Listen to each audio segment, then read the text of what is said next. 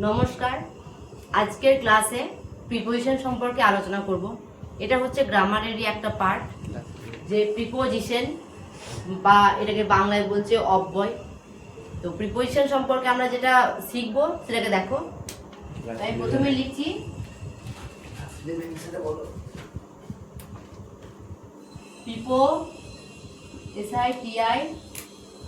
Preposition.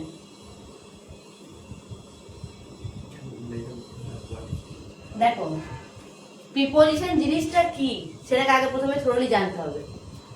Pre কথার অর্থ হচ্ছে আগে, প্রি কথার অর্থ আগে, প্রি কথার অর্থ কি আগে। আর পজিশন কথার অর্থ হচ্ছে অবস্থান, আগে অবস্থান, তাই তো? তাহলে প্রিপোজিশন কথার উৎপত্তিগত অর্থটা কি হলো? আগে অবস্থান। কোনো কিছুর আগে যদি অবস্থান করে তো সেটাকে আমরা কি বলবো? প্রিপোজিশন। তাহলে এটা জেনারেলি কি হবে? যে নাউন হয় বিশেষ্য বা প্রোনাউন, নাউন বা প্রোনাউনের আগে বসবে, নাউন বা প্রোনাউনের আগে বসবে। যে কি করে? বাক্যটার সৌন্দর্য বৃদ্ধি করে। ধরো বাক্যের তো একটা সৌন্দর্য আছে, প্রিপোজিশন আমি যেখানে সেখানে বসাতে পারি না। একটা বাক্য সৌন্দর্য বলে কথা আছে, তো বাক্যটাকে কি করে? সুন্দর তৈরি করে।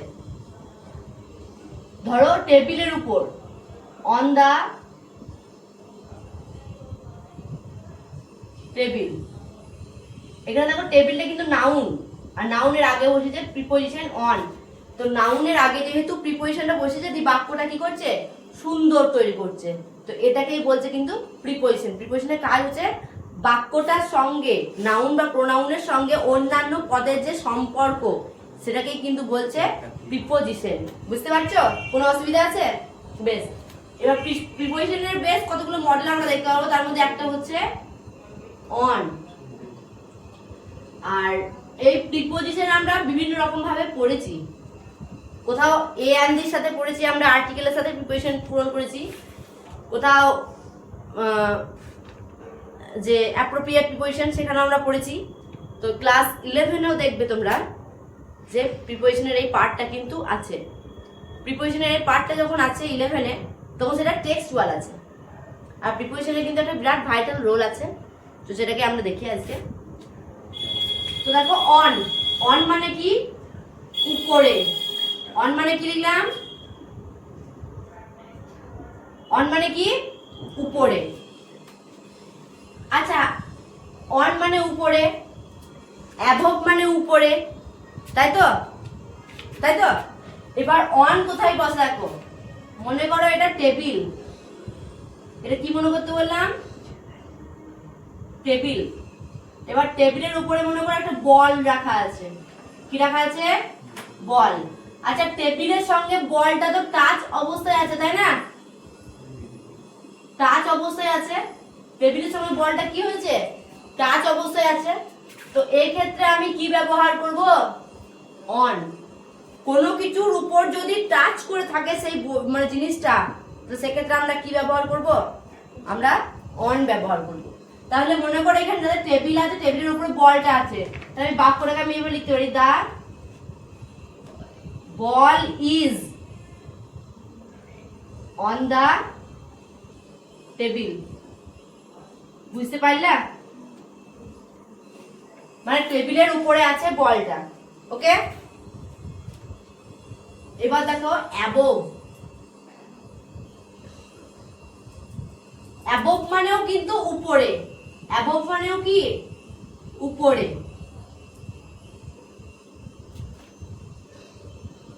এটা মনে করো আমরা আমাদের মেঝে আমরা সব বসে আছি, হতেই পারে এখানে সবাই বসে আছি, আমরা টিউশন করতে এসেছি, বসে আছি, গরমের দিন, এখানে ফ্যান ঝুলছে, হতেই পারে না? হ্যাঁ, ফ্যান ঝুলছে। তো অ্যাভব বুঝতে পারছো? উপরে। মনে করো এটা মেঝে। এটা কি? মেঝে। আমরা সবাই মেঝের মধ্যে বসে আছি, আর উপরে ফ্যান চলছে। উপরে কি চলছে? ফ্যান চলছে। এবার ভালো করে দেখো, ফ্যানটার সঙ্গে কি আমাদের মাথাটা ঠেকে যাচ্ছে? ঠেকে যাচ্ছে কি? ঠেকছে না। তাহলে এখানটা কি টাচ করে আছে? ফ্যানটা কি মাথার সঙ্গে টাচ করে আছে? আছে কি? নাই, টাচ হয়নি।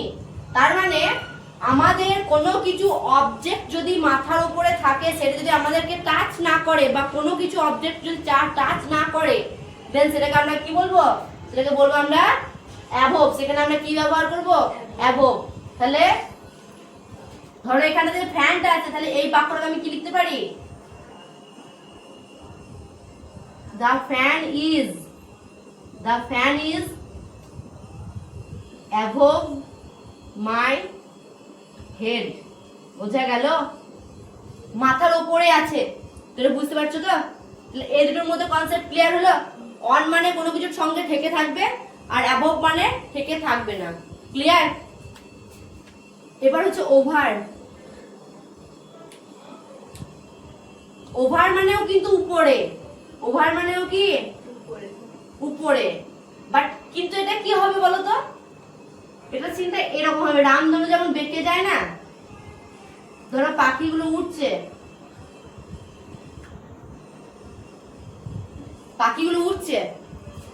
আর সাপোজ মনে করো এটা আমাদের ভূত্বক,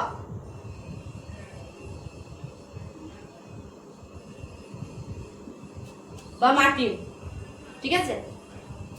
এবার কি হচ্ছে, পাখিগুলো থামছে কি উপরে কোথাও গিয়ে? ও কিন্তু গোটা একটা জিনিসটাকে কভার করে কিন্তু চলে যাচ্ছে তো, হ্যাঁ কি না? কোনো কিছু, কোনো অবজেক্ট যখন গোটাটা যখন কি করে, কভার করে যখন চলে যায়, দেন সেটাকে আমরা কি ব্যবহার করব? ওভার ব্যবহার করব। বুঝতে পারলা? তাহলে এখানটাতে ধরো, এখানে বললাম দ্য বার্ডস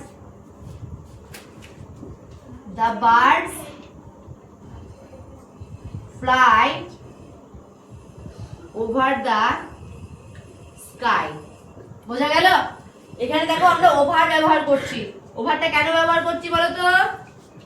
ভালো করে বোঝো। বার্ডস মানে পাখিরা আকাশটাকে ছেয়ে চলে যাচ্ছে, আকাশের উপর দিয়ে প্রবাহিত হয়ে চলে যাচ্ছে। তাহলে দেখো ওভার মানে পাখিগুলো উপরে গিয়ে কি থেমে যাচ্ছে? একটা জিনিস ভালো করে দেখো, যদি মাটির সঙ্গে পাখি যদি টাচ হয়ে থাকে, বার্ডস গুলো যদি টাচ হয়ে থাকে, তাহলে সেটা আমরা কি ব্যবহার করব? অন। আর যদি একটা ছেড়ে থাকে, তাহলে কি করব? পাখি উঠতে উঠতে গেল, উপরে গিয়ে দাঁড়িয়ে গেল, তাহলে সেক্ষেত্রে আমরা কি ব্যবহার করব? অ্যাবভ। কিন্তু সে তো দাঁড়াচ্ছে না, তো সে তো গোটাটা কভার করতে চলে যাচ্ছে, তাই না? সে তো চলে যাচ্ছে। তাহলে সেক্ষেত্রে আমরা কি ব্যবহার করবো? The birds fly over the sky. বুঝতে পারছো? কোনো অসুবিধা আছে? ভাই বলো। যদি অসুবিধা থাকে তো তোমরা জানাতে পারো। তারপর দেখো,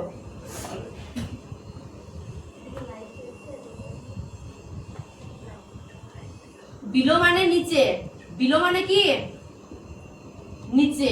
বিলো মানে নিচে।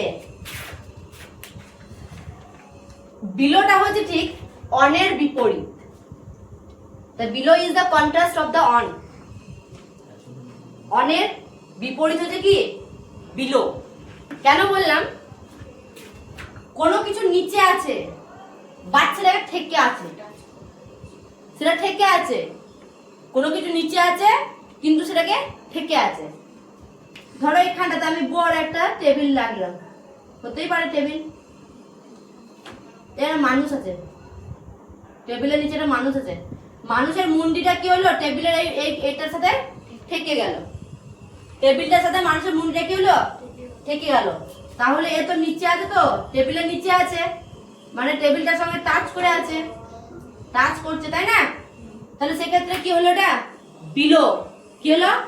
বিলো। তাহলে এখানে কি বলবা? The man is below the table. বুঝতে পারছো? ক্লিয়ার হলো? বুঝতে পারছো তো? বেশ, তারপর দেখো,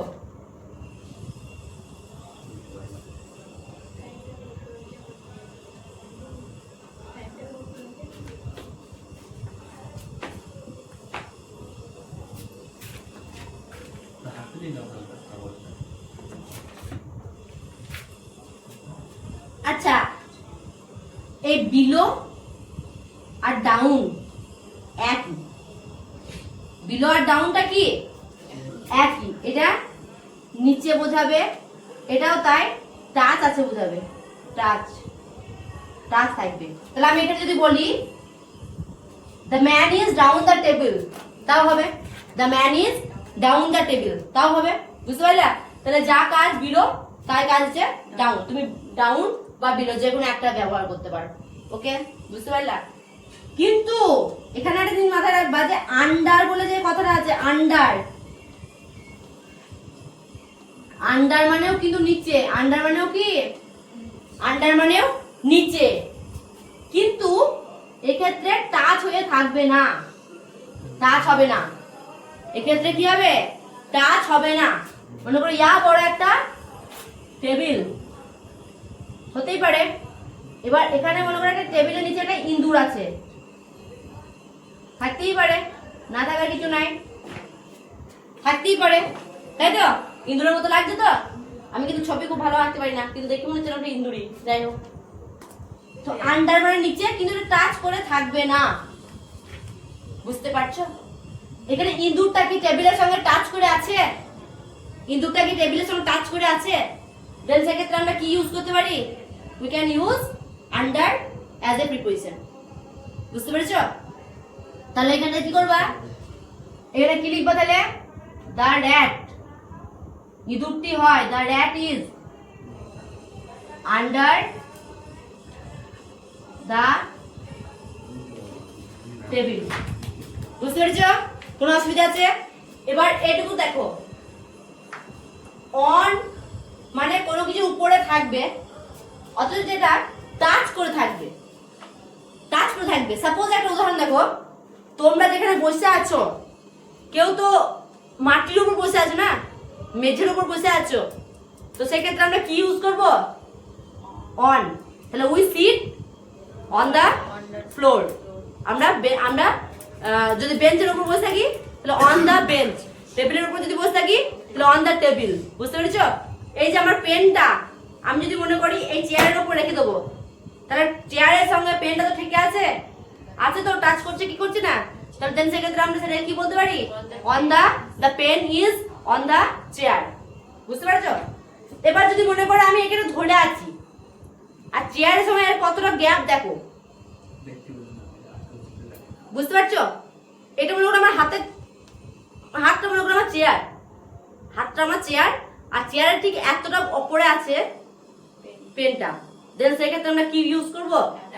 কিন্তু কোনো কিছু সময় থেকে আছে কি, ও স্থির অবস্থায় আছে, তাহলে সেক্ষেত্রে আমরা কি ইউজ করব? Above. The pen is above the chair.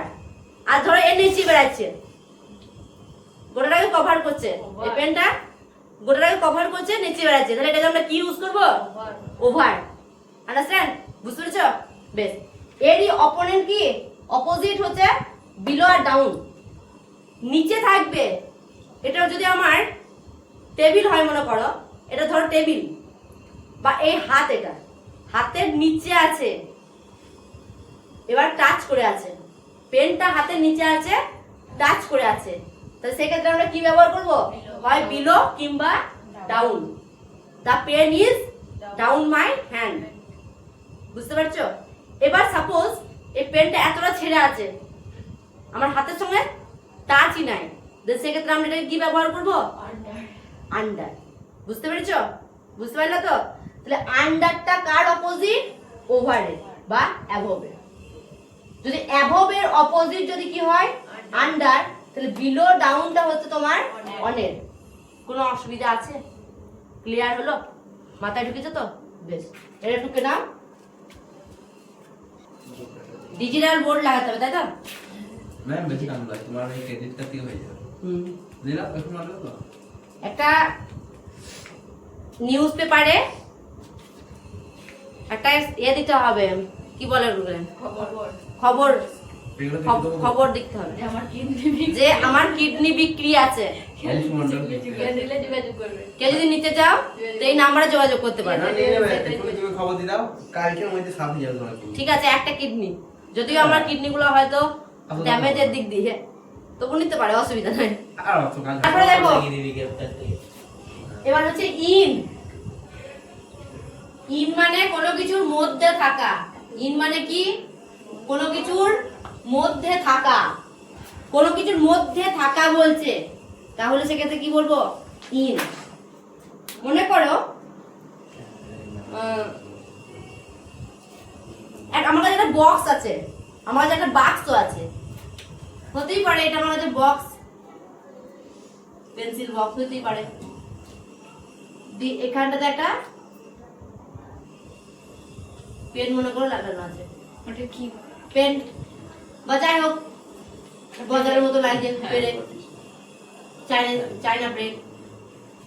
তো এটা হচ্ছে আমার একটা বক্স, এটা কি? বক্স। আর বক্সের ভেতরে কি আছে? পিন, তাই না?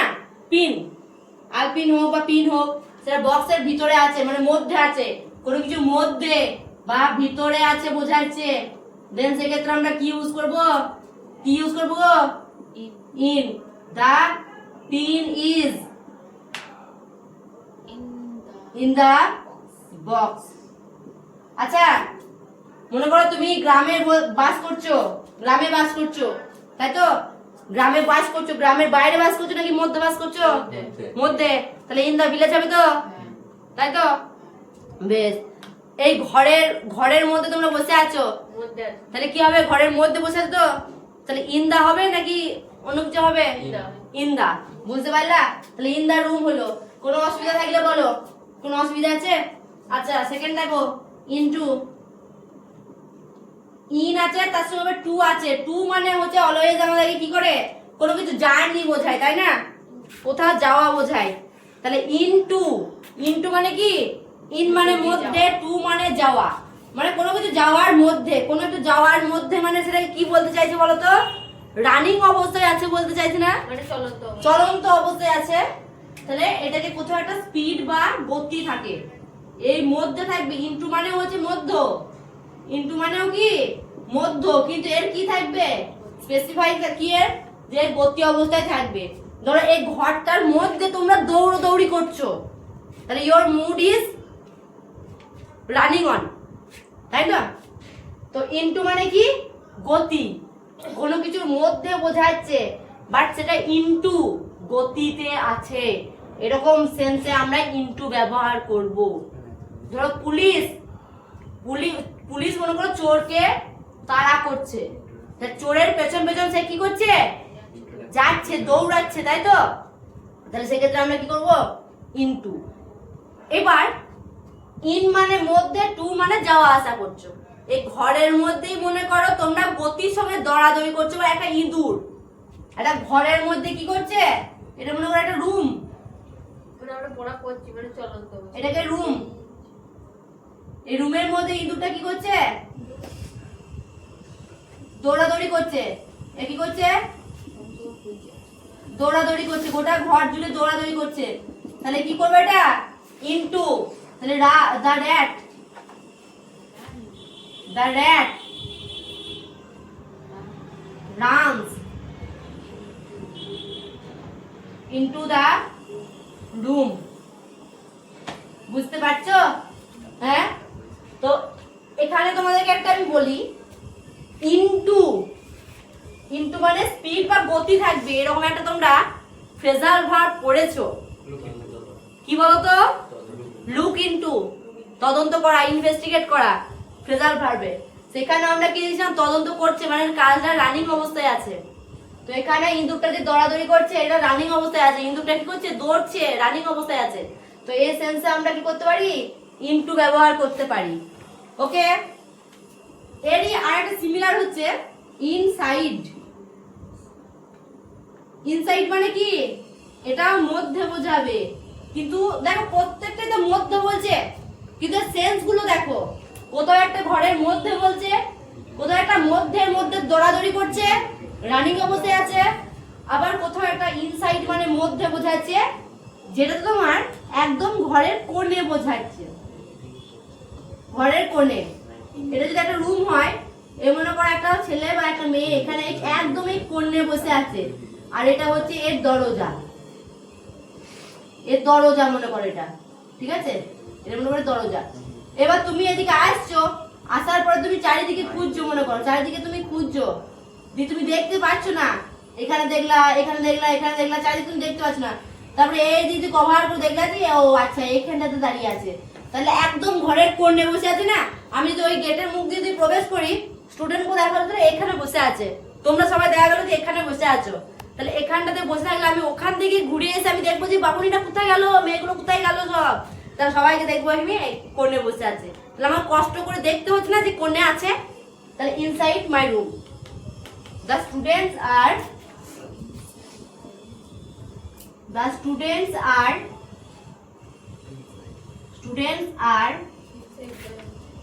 inside, the students are sitting, বসে আছে, sitting inside the room।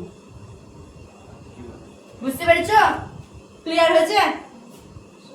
দেখো আমরা আজকে 3টে পার্ট আমরা আলোচনা করলাম প্রিপোজিশনের। একটা অন দিয়ে দেখলাম উপরের পার্টটা, একটা দেখলাম আমরা ইন দিয়ে দেখলাম মধ্যে বোঝাচ্ছে কোনো কিছু, আর একটা আন্ডার বা নিচে, হ্যাঁ ওগুলো দিয়ে বোঝাইলাম। পরবর্তী ভিডিওগুলোতে বা পরবর্তী দিনগুলোতে তোমাদেরকে পরবর্তী পার্টগুলোকে নিয়ে আলোচনা করা হবে। তো এই অবধি তোমাদের কি কোনো অসুবিধা আছে? কোনো অসুবিধা আছে তোমাদের? যদি অসুবিধা থাকে তো তোমরা আমাকে জানিও, আর যারা অনলাইনে আছো তারা কমেন্ট সেকশনে জানিও।